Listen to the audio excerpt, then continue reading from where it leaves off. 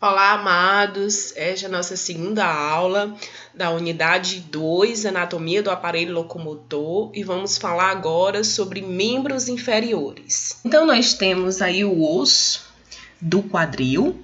Então, esse osso, nós falamos muito em relação a duas cinturas importantes que fazem parte do nosso sistema esquelético, que é a cintura escapular e a cintura pélvica.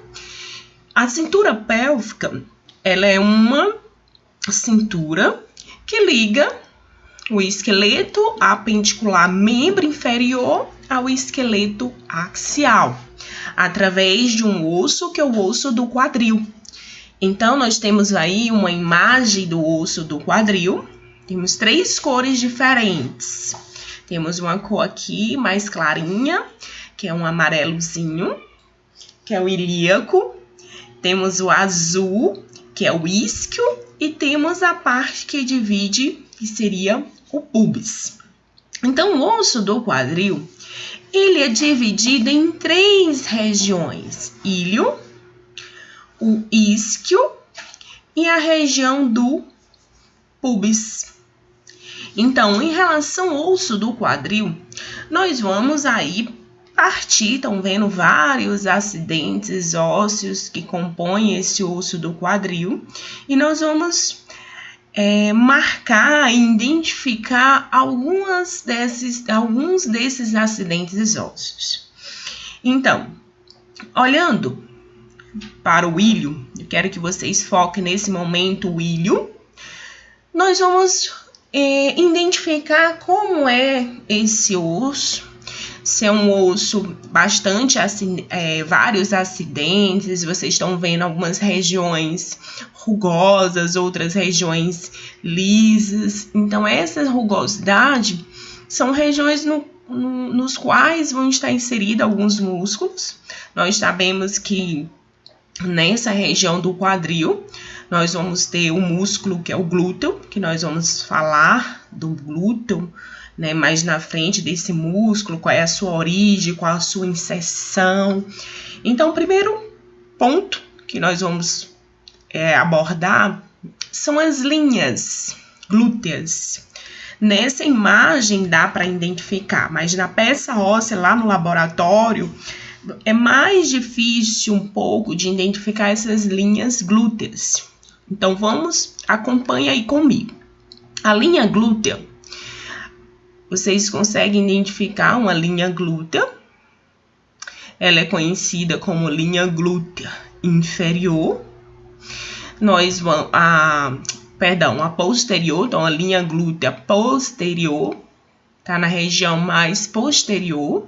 Nós vamos partir agora para a linha glútea anterior e temos uma linha glútea posterior. Ah, professora, então nós temos três linhas glúteas. Isso, três linhas glúteas.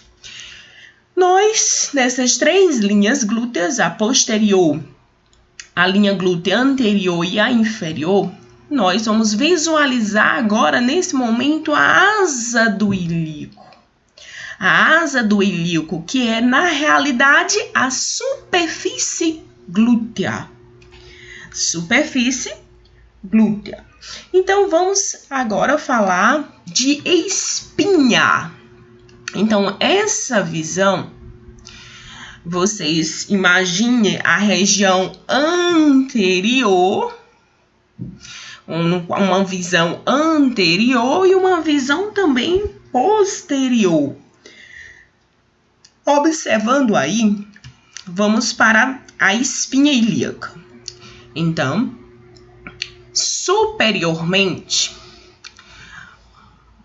acompanhando todo esse acidente ósseo, nós vamos ter na região anterior uma espinha que é conhecida como espinha ilíaca anterossuperior. Mais inferiormente, nós vamos encontrar a espinha ilíaca anteroinferior. Então, tem duas espinhas, espinha ilíaca anterossuperior e a espinha ilíaca anteroinferior. Retornando, linhas glúteas. Temos a linha glútea posterior, linha glútea anterior, linha glútea inferior. Então, nessa superfície eu encontro a asa do ilíaco. E fui agora para as espinhas. Espinha ilíaca antero-superior e a espinha ilíaca antero-inferior.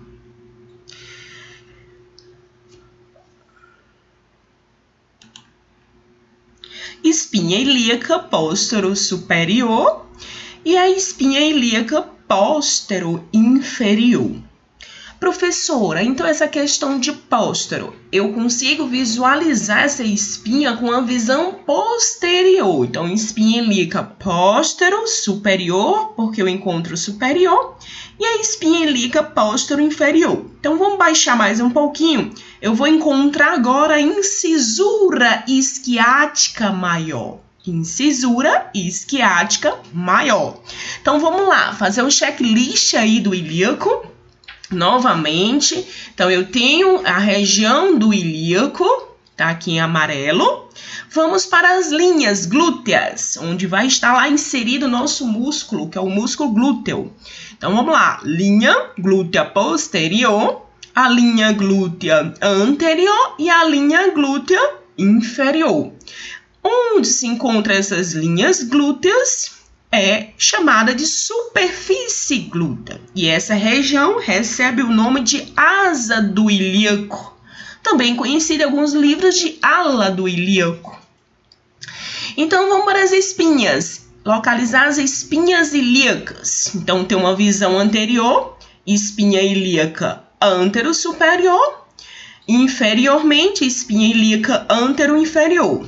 Posteriormente, espinha ilíaca póstero-superior e inferiormente, espinha ilíaca póstero-inferior.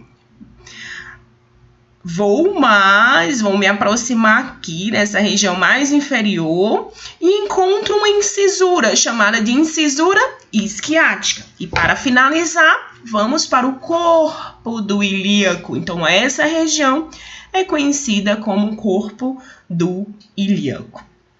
Vamos agora para a região do isquio, que está representado aqui, um esquema aqui ilustrativo de azul. Por isso que eu peço que vocês em casa façam um esquema ilustrativo e marque cada acidente ósseo, que vai ficar mais fácil o aprendizado de vocês. Então, vamos começar.